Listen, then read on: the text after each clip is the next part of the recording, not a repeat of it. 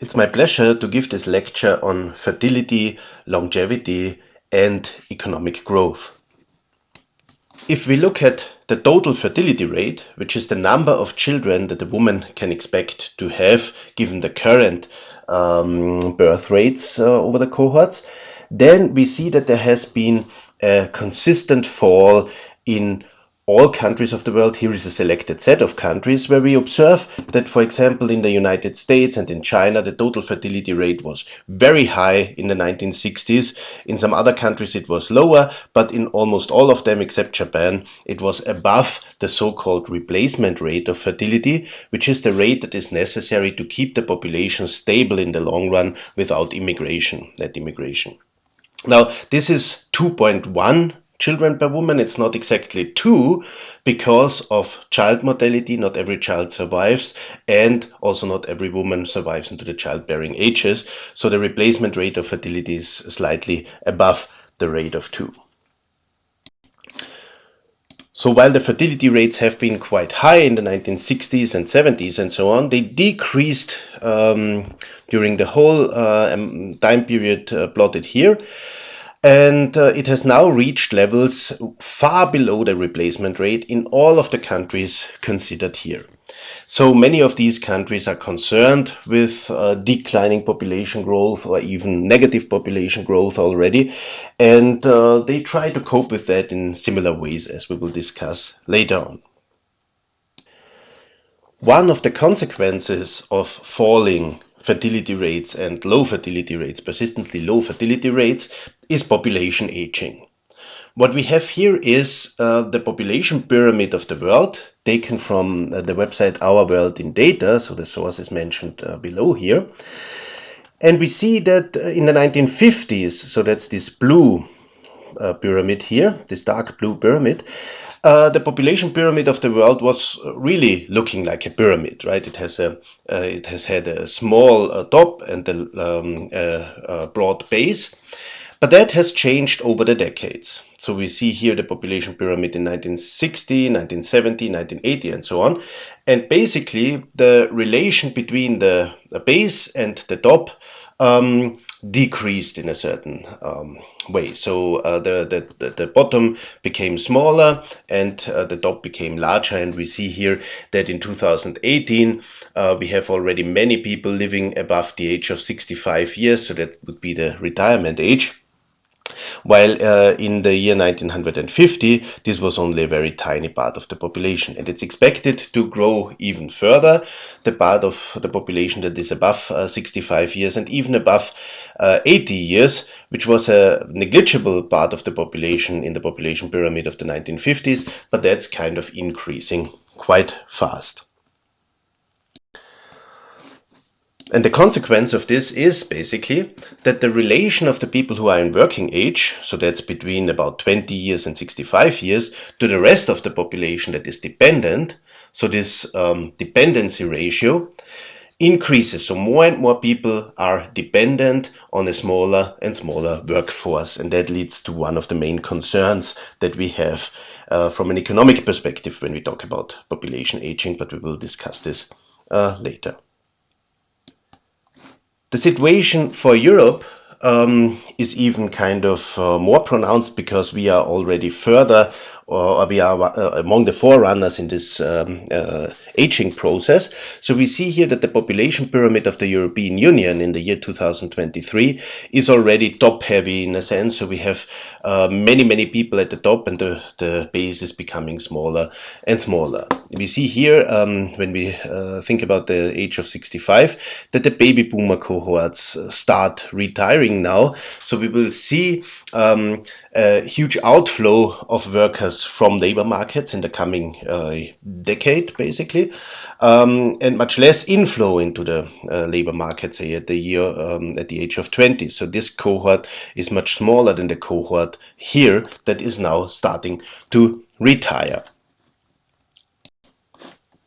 And these demographic developments now lead to many different concerns, right? From an economic perspective, and I focus on the economic perspective here, there are mainly three crucial concerns. The first one is the sustainability of pension system and social security systems in general, when there are fewer and fewer workers paying for more and more retirees or dependents in general. That's particularly a problem in the case of pay-as-you-go pension systems, where those who are currently working pay the pensions of those who are retired, but also the so-called fully funded systems, where a person saves during their own working lives and then the pension is paid out by kind of using this accumulated stock of assets.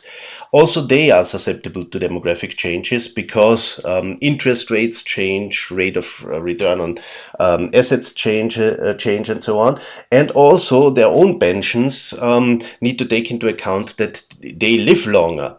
So, if they live longer and if life expectancy increases during their lives, then ceteris paribus, they would have to save more to get a stock of assets that allows them to live off this stock until their expected date of death.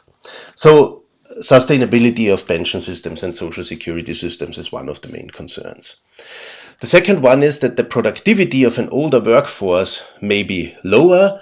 So older people may have lower cognitive abilities or lower physical strength and so on. So people, or some in the literature and some policymakers are afraid that this aging process then leads to a situation where the average productivity in the population decreases. Then a little bit related to that is that also technological progress that raises productivity through new technologies and so on may slow down in an aging society. Reasons are that older societies may be less kind of inclined to use new technologies, to buy new technologies, so there may be no demand for them. And if you have decreasing population growth, then some economic growth models that we also will discuss later on, such as the semi-endogenous growth model, tell us that we will have fewer resources for the research and development sector, and that will lead to a decline in technological progress and productivity growth. Now, for sure, these concerns are important, but the problem is that often in the public debate, extreme voices get disproportional weight. So alarmist voices who say, well, that will lead to huge problems. We are doomed basically due to these demographic developments. And one example of that is the quote by Peterson, who said in 1999 that aging is a threat more grave and certain than those posed by chemical weapons, nuclear proliferation, or ethnic strife. And that's really a very, very strong statement. And now, kind of 26 years later, in the year 2025, we have not yet seen these devastating consequences, right? But of course, it's important to be aware that there are challenges ahead.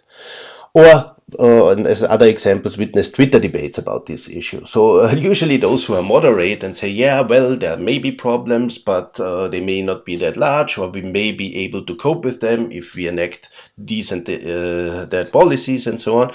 So they are usually not the ones who get a lot of weight. The ones who get a lot of attention are the ones who usually lean to the extremes, unfortunately. So as a consequence of that, there is a need for really a theory and evidence-based analysis of the effects of declining fertility and population aging on economic growth, and that can then be used to provide informed policy advice. In this talk, I will mainly focus on the concerns that an aging society becomes less productive and that there is less research and development. In another talk, I will discuss pension systems in more detail, but that's not the focus of this talk here. Now, if we want to analyze the effects of demographic changes on long-run economic outcomes, then the best frameworks to start with are the ones that describe how technological progress takes place in a society. And prominent frameworks in this area are the famous endogenous economic growth model of Paul Romer, where research and development is determined endogenously by incentives and so on in the market and the market structure. And the Jones model, that was a modification that took care of one counterfactual prediction of the Roma model, the strong scale effect, and weakened this prediction in a way that we don't have then anymore a positive effect of the size of the population on long run growth, which was not in line with empirical evidence. The problem with the frameworks is that they build upon the assumption that there is a single representative agent who makes all the economic decisions, and this agent lives forever. So while this assumption is perfectly fine in the context of many research questions where you don't care about population, age structure, and so on and so forth, if we want to analyze particularly demographic aspects, then this assumption actually makes it impossible to analyze many of these research questions in the first place in the models. So what we need to do is to augment these models by a demographic structure. And in doing so, I follow a few papers that I had in the past with various co-authors. One in which I introduced demographic structure into the Roma and Jones models and analyzed what changing fertility, changing mortality, and changing population age structures imply in these models. Then one with Timo Trimborn, where we analyzed not only the long-run balanced growth outcomes as in the paper of 2013, but also the transition period, so how things develop when we have an economy, for example, where the mortality rate decreases and the fertility rate decreases by even more, so that population growth slows down in the long run. But in the short run, you get people living longer and even a certain population boost through the fall in mortality. And that means we need to simulate the economy and in order to be able to trace these transition phases. And then a paper by Michael Kuhn, Antonio Minetti, Francesco Venturini, and me, where we analyze in more detail the effects of investments in health and what they imply for fertility and mortality, and how they affect then through all these channels economic growth, where we can make some more nuanced statements, because the effects depend a lot in which phase of development an economy is and in which stage of the epidemiological transition the population finds itself in. But I will talk about this in more detail later.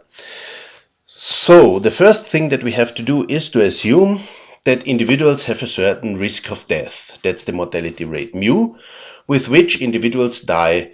That's the probability of death of an individual at each point in time.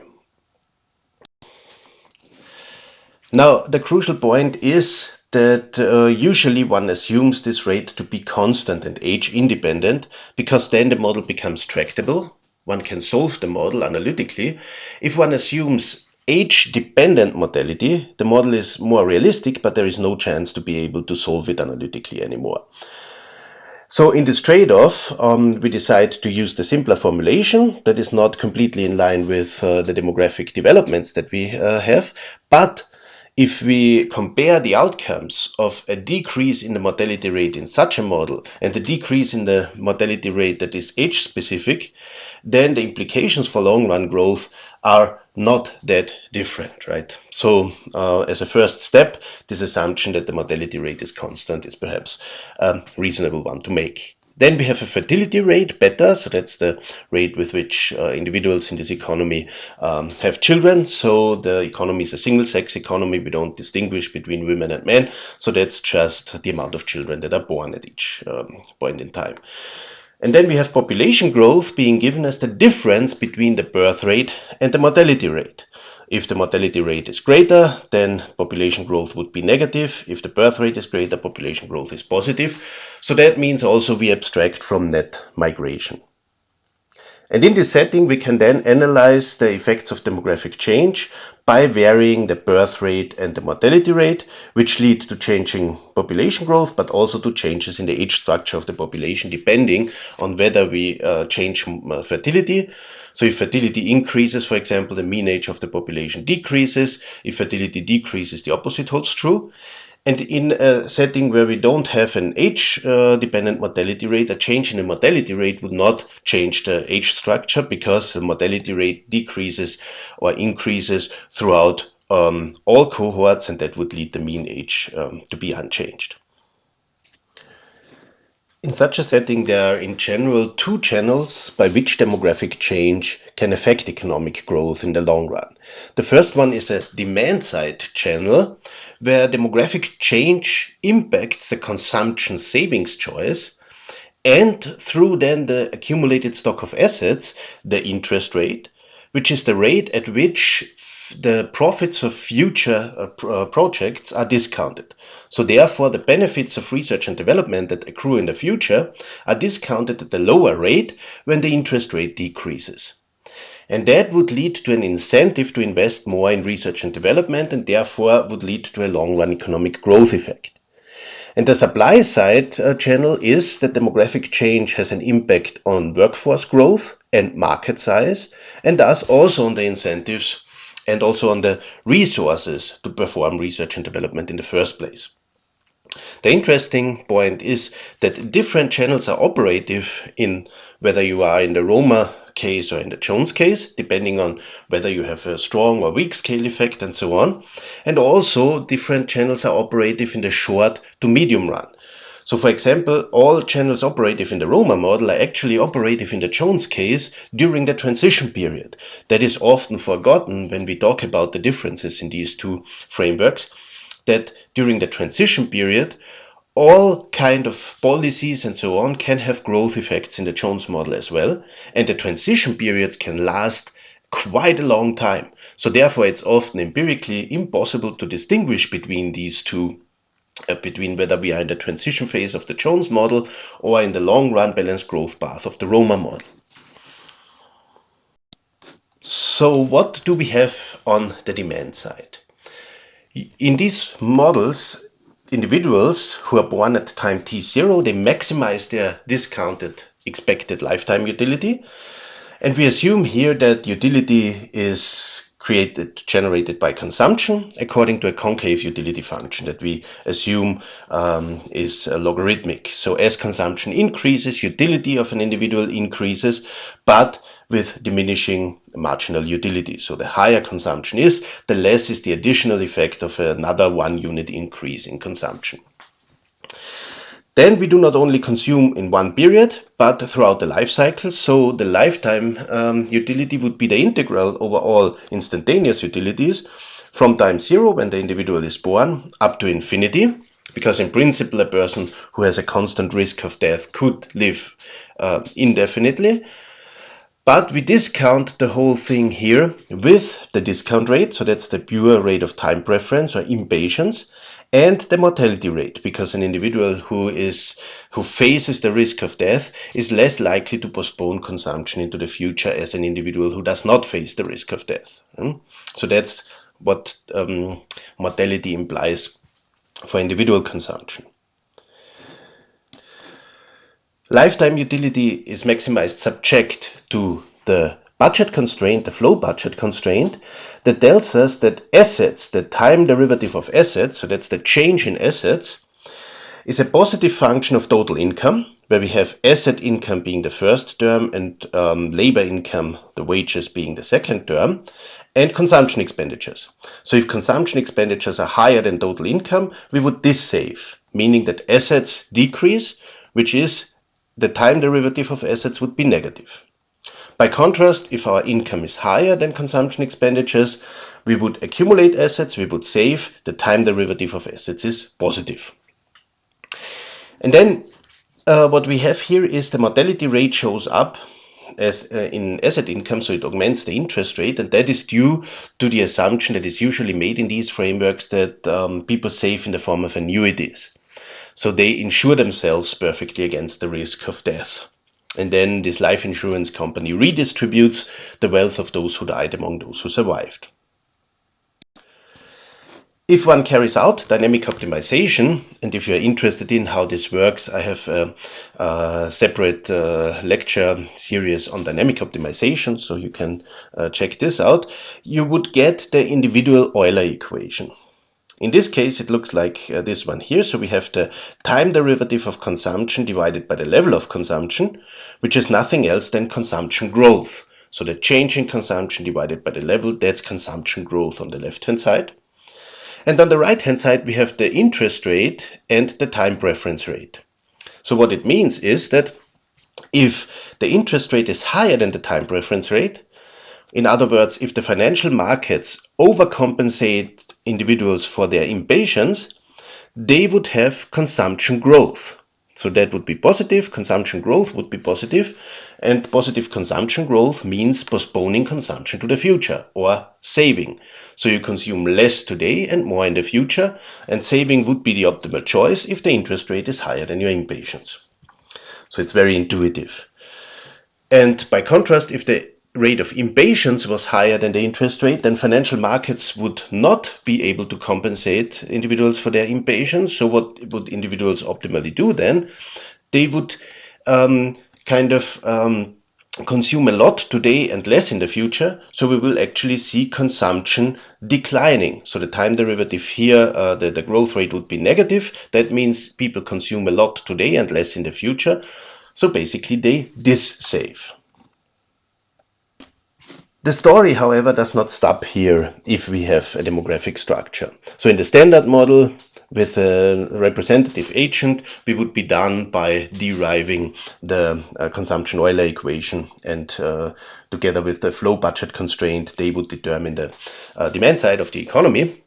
But here, in the setting with a demographic structure, we actually have to aggregate over all the cohorts that are alive at a certain point in time to be able to get aggregate consumption and aggregate assets. We denote aggregate consumption by uppercase C and aggregate assets by this uppercase omega.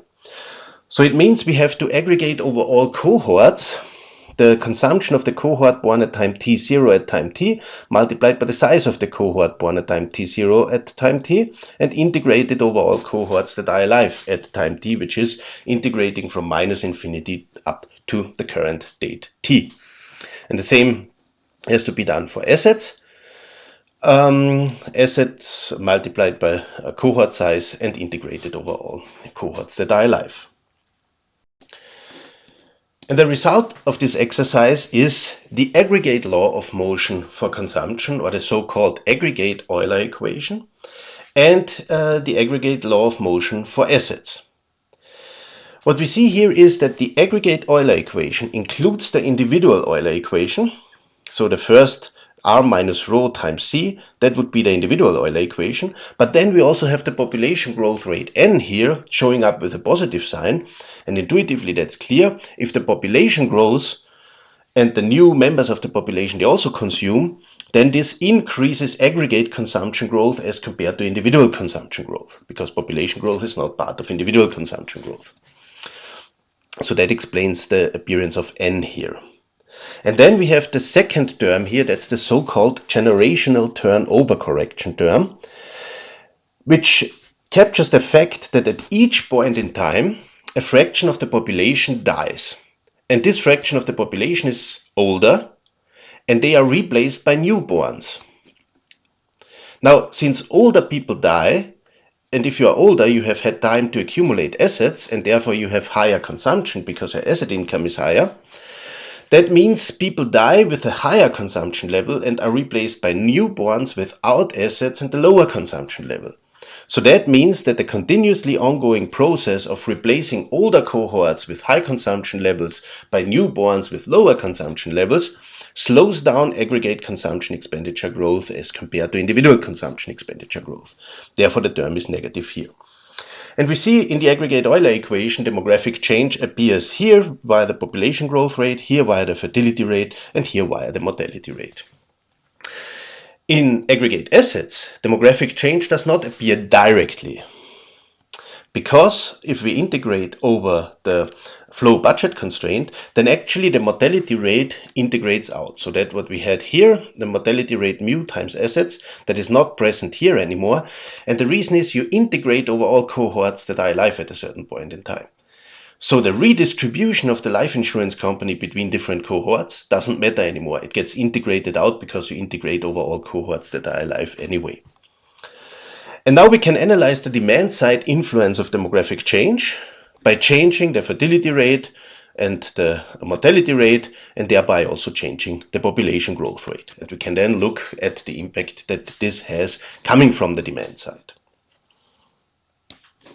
However, there is not only the demand side, there is also the supply side. And in the supply side of these models, of particular importance for the long run outcome is the research and development production function. In the Roma case, we have the function that the change in the stock of ideas, so the time derivative of ideas A or technologies A, is a positive function of the number of scientists employed in this sector, so that's LA, and the productivity of these scientists, which is determined by delta, that's the inherent productivity of a scientist, and A, which shows up because there is this assumption that past technologies make future research and development more productive. Intuitively, think about the state of technologies in the say in 1900. With that stage of the technology, you would have never had a chance to develop a mobile phone, say. Yeah? So that was just impossible. You needed other technologies to be able to produce the mobile phone in the future. So that means that past technologies make future research and development more productive, or these are the so-called intertemporal knowledge spillover effects. Now, in the Roma model, a problem that emerges with this formulation is that we would get a growth rate of technologies, if we divide this by A, that is constant as long as the size of the workforce in research and development is constant. But if that grows, say due to population growth, then we would observe hyper-exponential growth in technologies. And that's not what we observe in reality. So Roma had to basically restrict himself to the situation where the population growth rate is equal to 0, which means that the birth rate is equal to the death rate. Population stays constant. And that means that supply side effects of demographic change are actually muted in the Roma model. You can only change beta and mu contemporaneously and by the same amount, so you would not get an effect of these demographic changes on the demographic structure, on the population growth rate. The demographic structure changes in the sense that if beta and mu decrease, so fertility falls and mortality falls, the mean age of the population would increase, so that would be population aging. If by contrast mortality is higher and fertility is higher, the mean age of the population would be lower. Now what about the Jones case? So we know Jones introduced his model basically to get rid of the scale effect of the Roma model, so that with an increasing population size he would get hyper-exponential growth. And he achieved this by assuming that the intertemporal knowledge spillovers are smaller than in the Roma case. In the Roma case, you have the implicit assumption that the exponent of A is equal to 1. So you have a linearity in creating new ideas and the effect of past technologies that has on the creation of new ideas. Jones assumes that the exponent here is phi and that this is smaller than 1, so there is a decreasing productivity or marginal productivity with respect to knowledge accumulation of the past on future research and development. So still it becomes easier to develop new technologies with if you have a larger stock of new technologies already.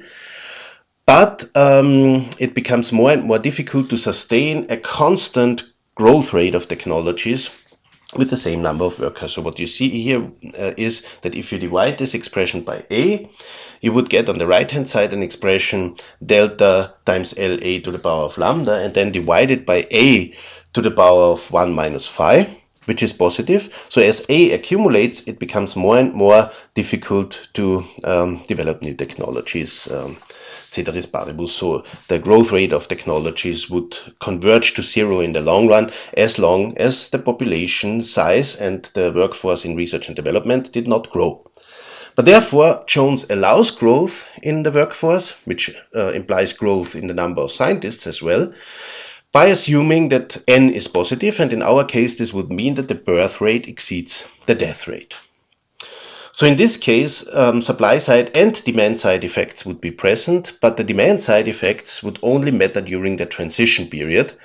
In the long run, the demand side effects would vanish due to the fact that the strong scale effect is eliminated in the Jones model. So now one can bring these aspects together and solve the model. That's kind of a tedious task, but in the end, you just solve for the general equilibrium and the long-run balanced growth path. You can find the solution in the papers that I've mentioned before, and they are also mentioned in the reference list later on, so you can look it up there.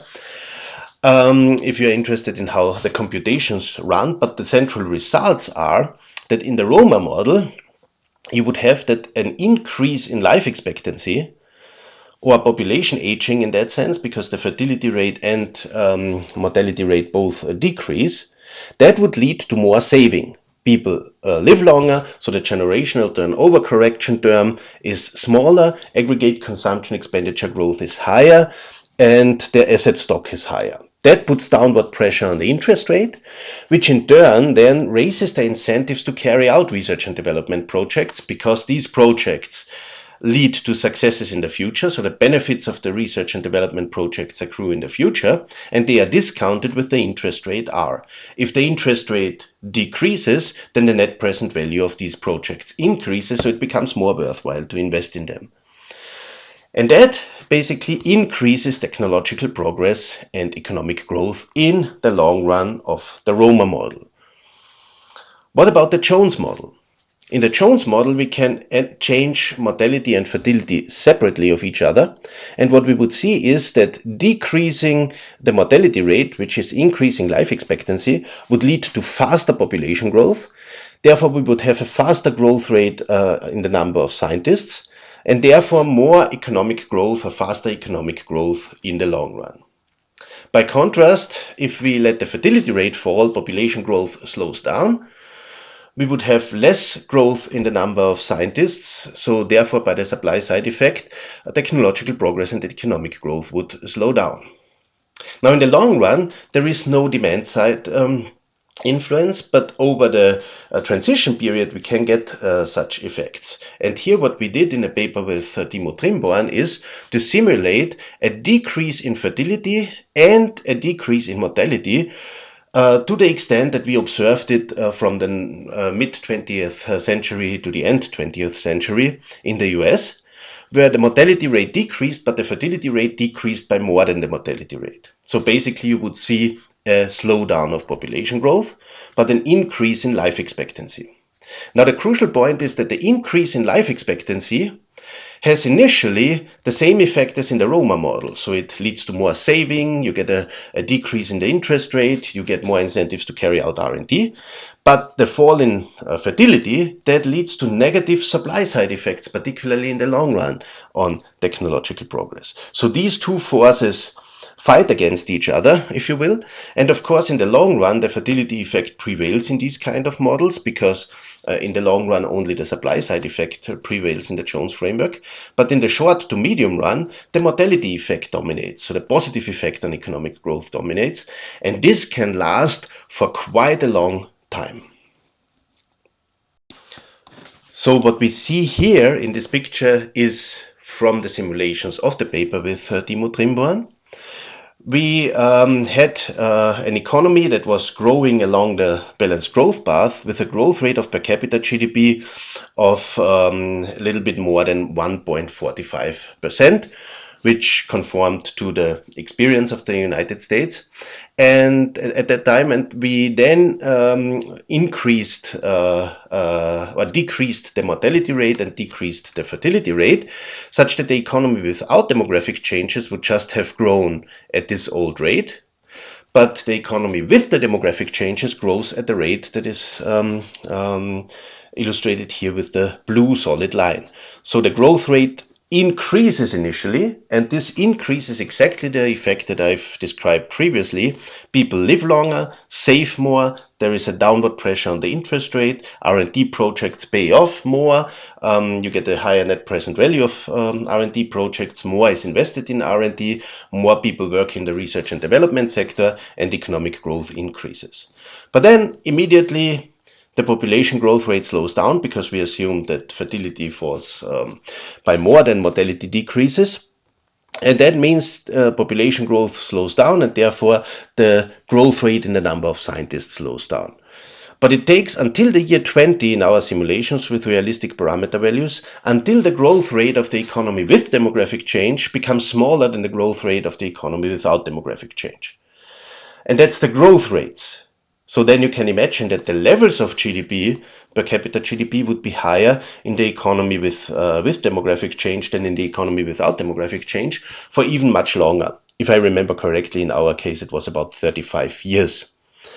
So demographic changes then have these demand side effects in the short to medium run, which would mean even 35 years here, and only in the very long run we would converge to a situation where the per capita GDP growth rate is lower due to demographic changes here. Now, I said before, it's a very stylized picture that we had up to now. And what we do in the paper with Michael Kuhn, Antonio Miniti, and Francesco Venturini is to make things more complex and also more realistic. So what we assume in this paper is that we have investments in medical innovation that can have an impact on mortality. And we assume that we have different stages of development in which the different channels have a different strength. So we start with an early phase of the epidemiological transition, which is receding pandemics and so on. So the mortality rate decreases, but the mortality rate decreases particularly among the young. So child mortality decreases. Now, what does this imply in the model first? It implies that the working age population is not affected that much yet by this decrease in mortality. It's even an inverse demographic dividend that we get. Productivity on average decreases in the economy because the very young are less productive. So that's how we model this. And so that medical progress that decreases mortality has even negative economic growth effects in the early stage of the epidemiological transition. So health innovation mainly leads to faster population growth, to an inverse demographic dividend, and we would get a negative effect.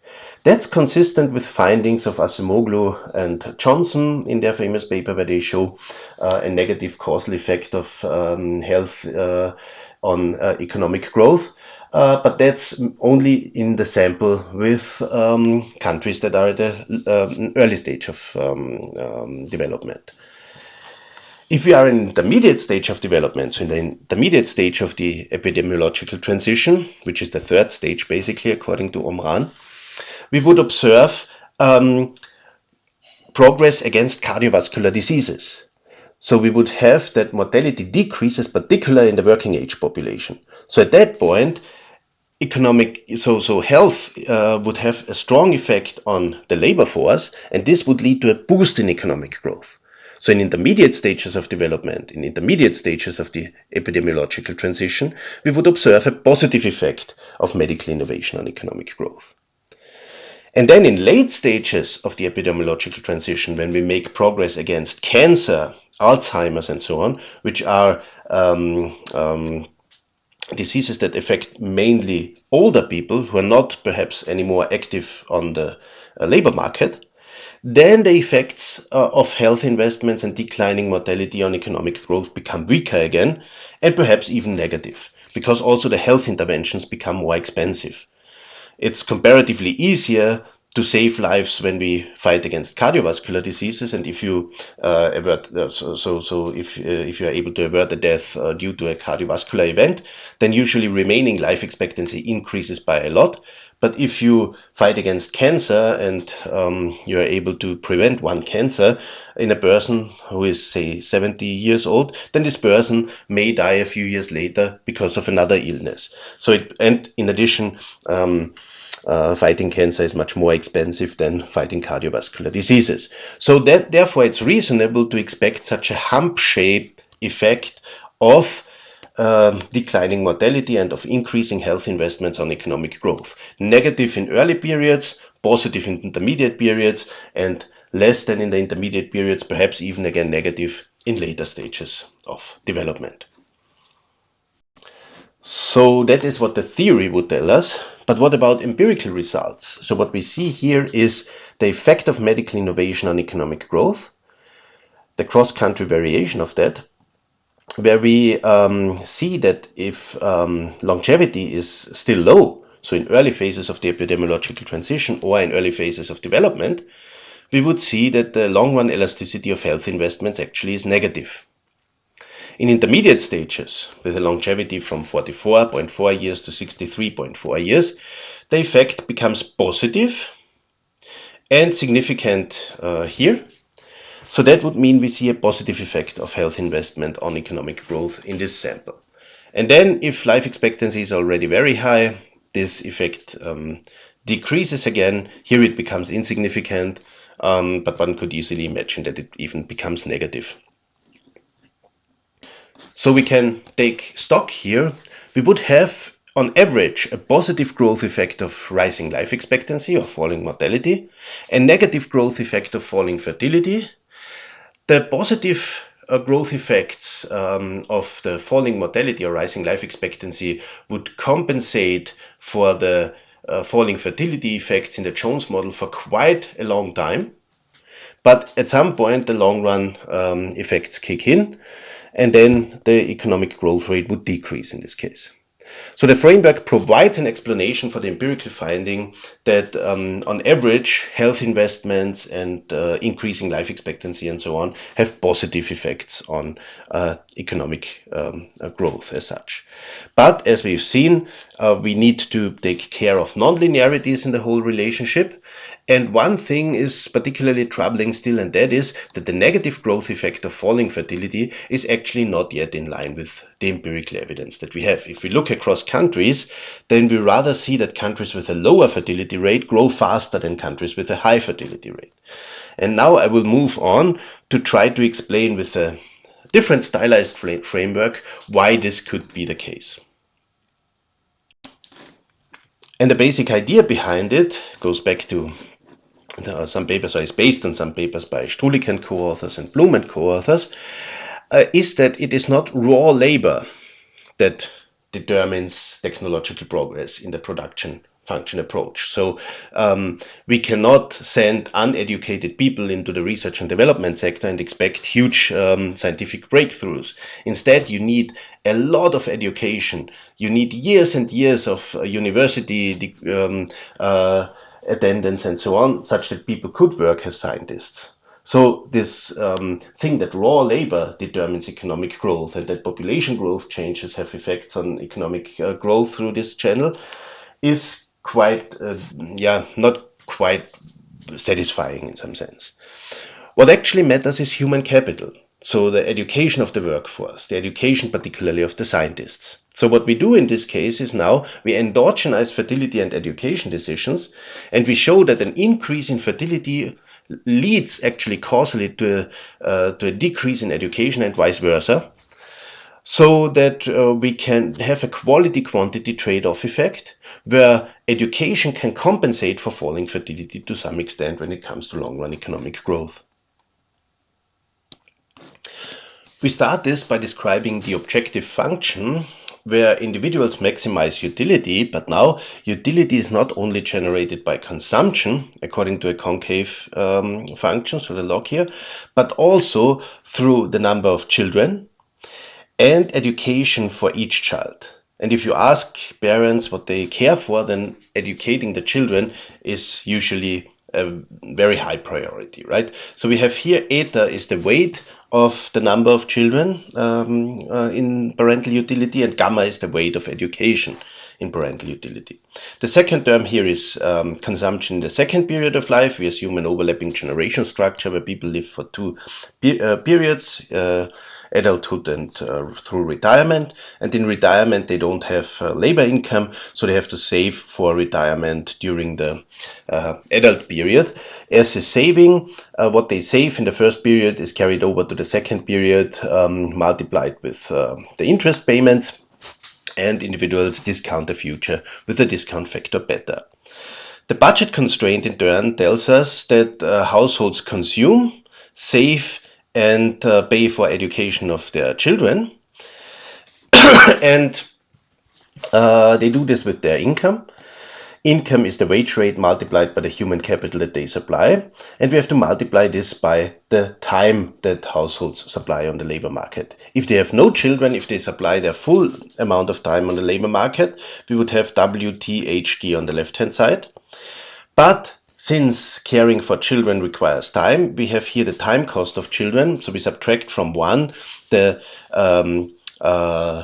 time requirement for each child multiplied by the number of children, and the rest of time can be spent for formal work on the labor market. So that's the budget constraint. Total available income, disposable income, is spent on consumption, saving, and educating children.